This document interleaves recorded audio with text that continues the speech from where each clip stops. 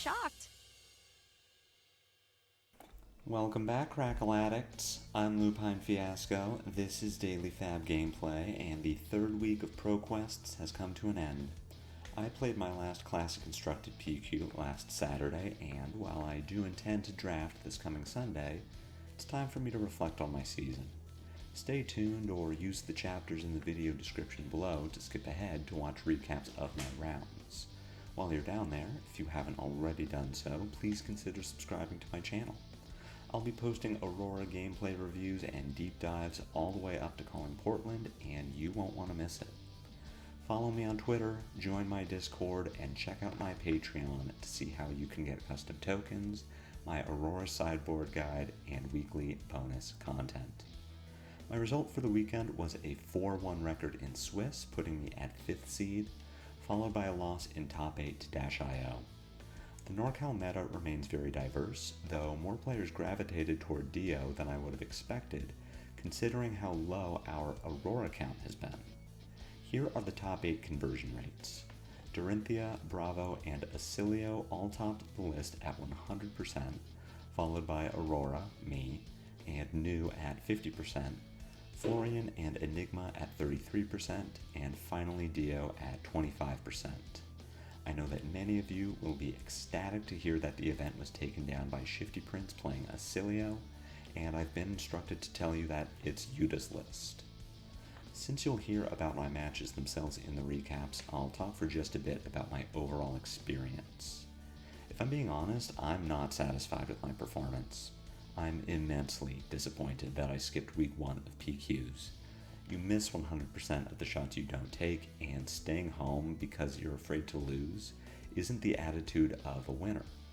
If I'm going into these events with the goal of testing Aurora at a tier 2 level, then reps are the only thing that matters, and passing on an opportunity to get them is shooting myself in the foot. In general, the theme of my season is self-sabotage. I don't want to denigrate my opponents or imply that they didn't play well, because Steven and Tommy are both great players that I'm always happy to play against and learn from. I sabotaged myself by not doing my research. I should have tested more to recognize what Oscilio is setting up for on a big Mind Warp turn and hold cards accordingly. I should have tested at all against Dio, who everyone said would be a beast in the aggro mirror. I really feel like I didn't prepare accordingly and got punished for it, compounded by the fact that I performed really well against the heroes I did prepare for, like Florian and Enigma. We take the good with the bad, and I should also acknowledge that I stepped out of my comfort zone this season and tested much more heavily with friends than with Talshar randoms, and it showed. Talking through tough games and trolling for advice is a lot more helpful than trying to parse results from a single game between work calls, and I'll be doing a lot more of that between now and Portland.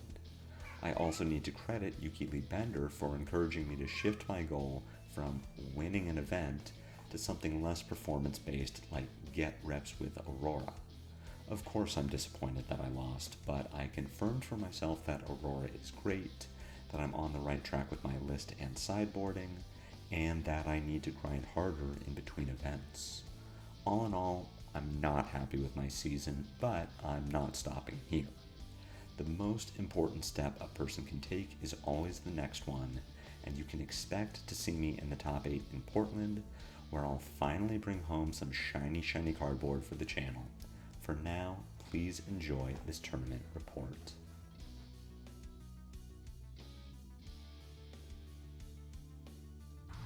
What's up, Crackle Addicts? It's Lupine Fiasco. We're here at Forgotten Path Games out in Vacaville, playing a CC ProQuest. Still on Aurora. Currently, I am 1-0 after winning the first round against Viserai. This was a really good game for me. Well-timed Warmongers. I had 2 Channel Lightning Valleys that just lived on the board for like multiple turns.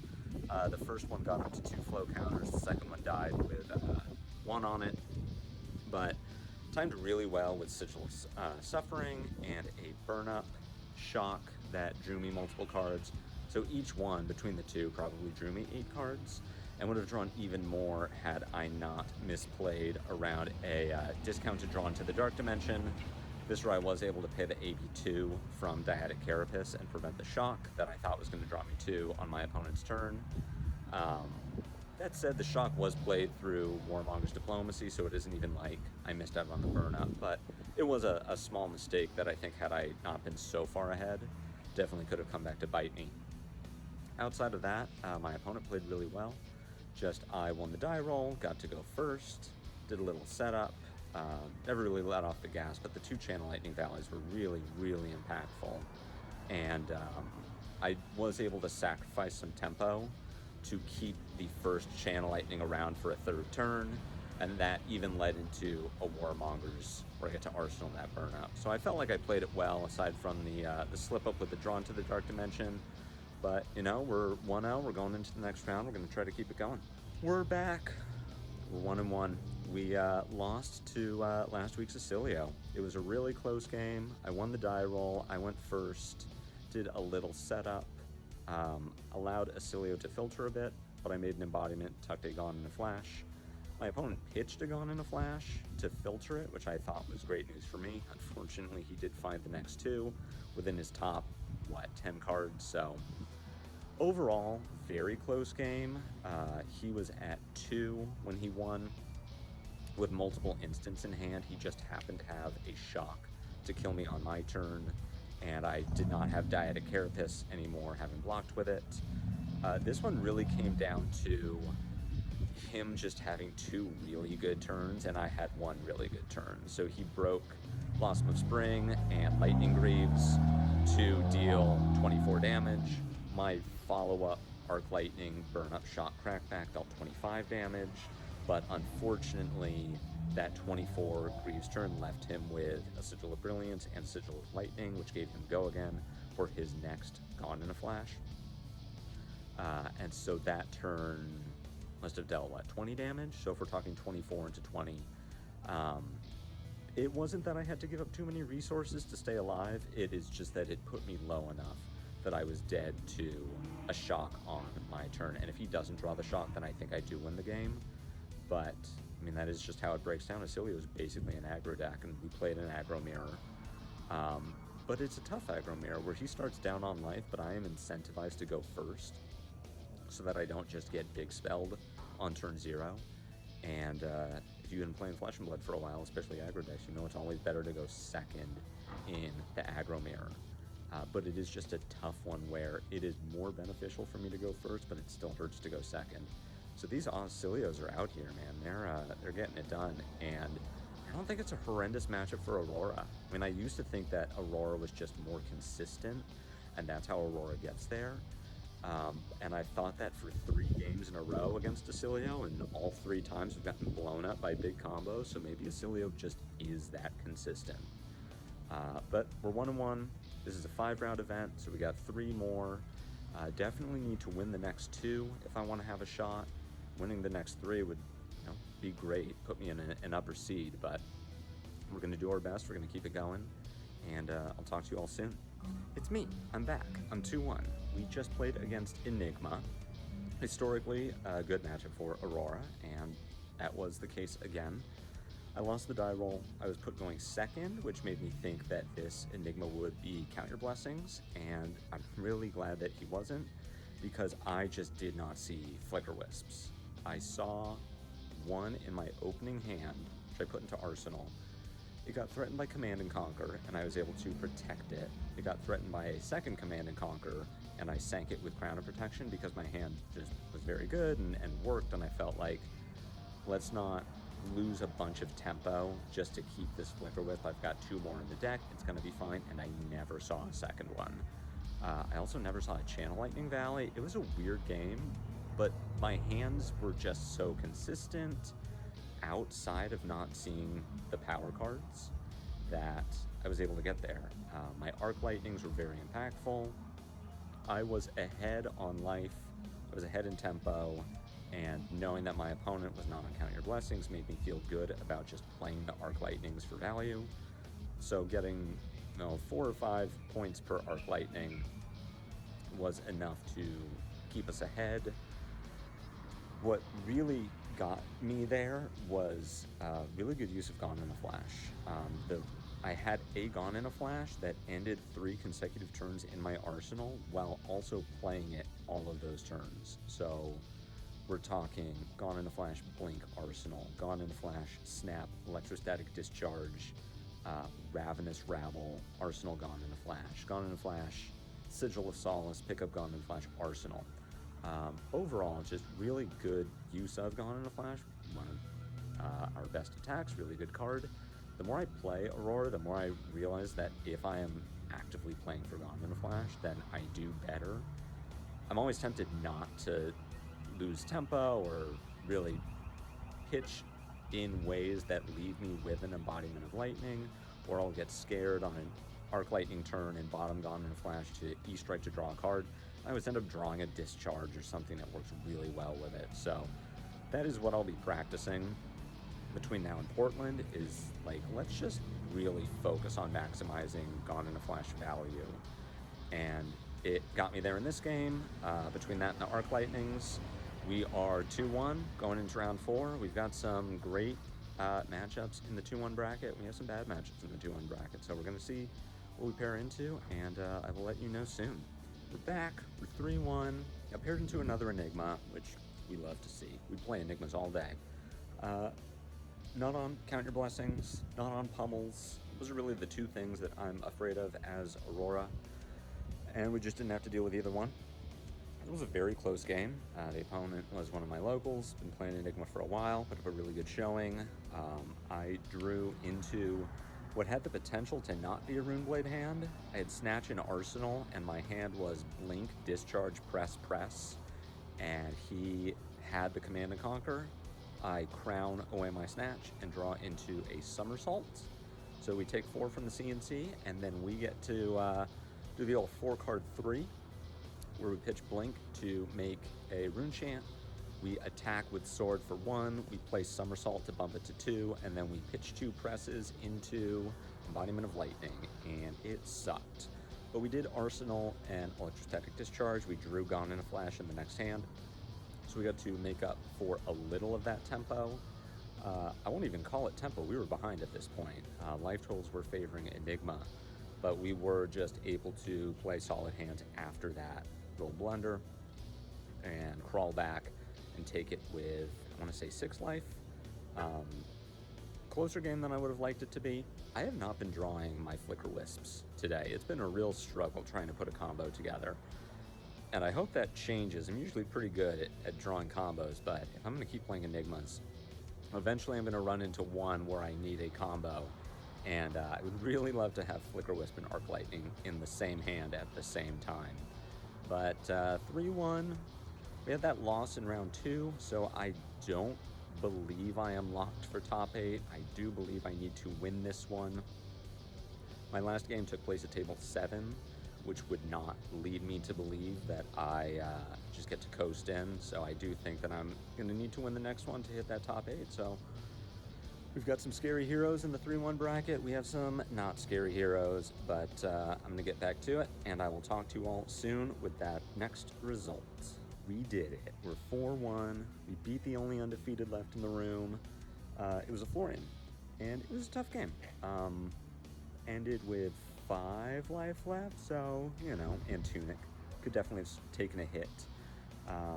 But it is a tough matchup that basically says don't Arsenal anything ever, because of Plow Under and Command and Conquer.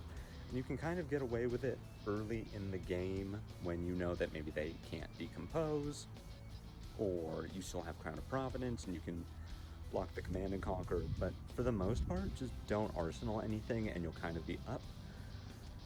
The problem is that you then kind of just need to natty into your combo, which I was never able to do.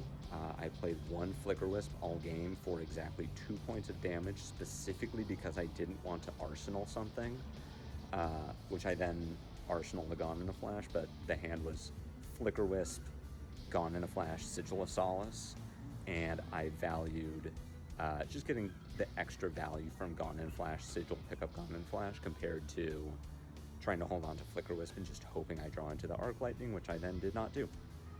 So, tight game, got there.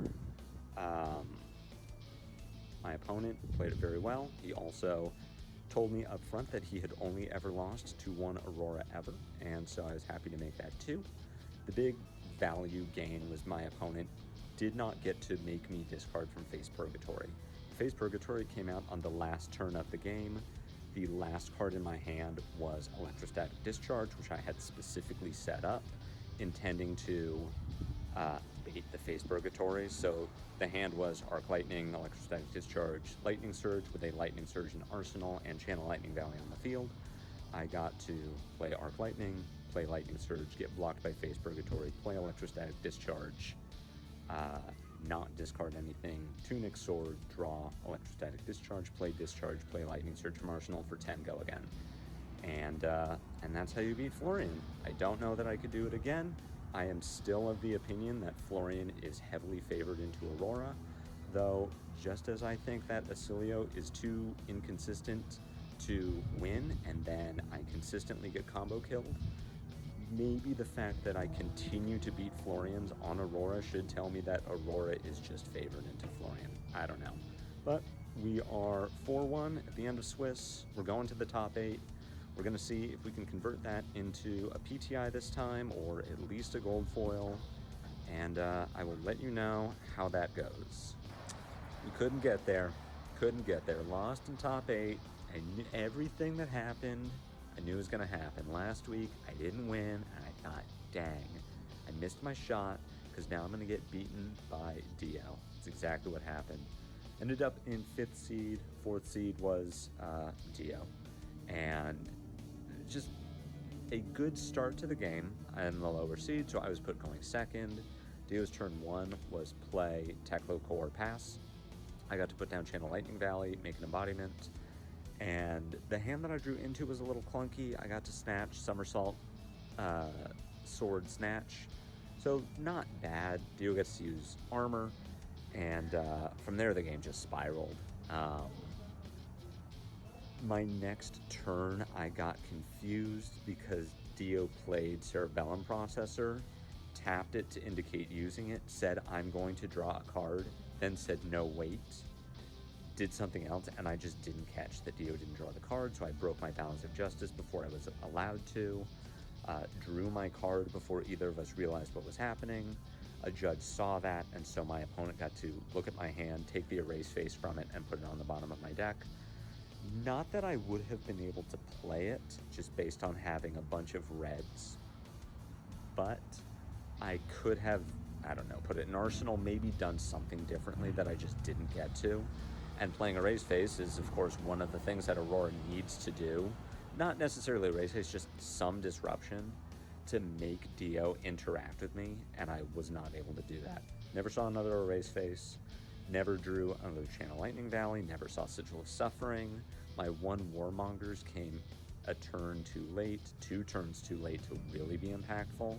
And outside of that, Dio just had complete agency the entire game. She banished all 3 copies of Maximum Velocity, but played 2 Spark of Geniuses, 2 Cerebellum Processors, 2 High Octanes, and every power card was extremely impactful. Dash was drawing 3 or 4 cards a turn, and let me tell you, it was pretty offensive how they all overlapped. So I think James and Brian might be on to something, thinking about banning High Octane. But my opponent played it well. He's inside right now, playing against Enigma. I've got a teammate in top 4, playing against the Oscilio that beat me in Swiss and in top 4 last week. I'll be back next week playing a draft pro quest. A little unexcited about that. Just gonna try to get that invite last shot. But I was really hoping I could take it down with Aurora. Top 4 last week, top 8 this week. The deck's clearly powerful. I might need to learn how to play it a bit better. Definitely need to shore up the Dio matchup, especially if High Octane is still legal by the time we get to calling Portland. But for now, I'm just in training for Portland, not going to Worlds, but excited to see how that goes. Excited to see how Ira affects the meta if she does at all. Excited to see what happens with Dash.io and if High Octane stays legal.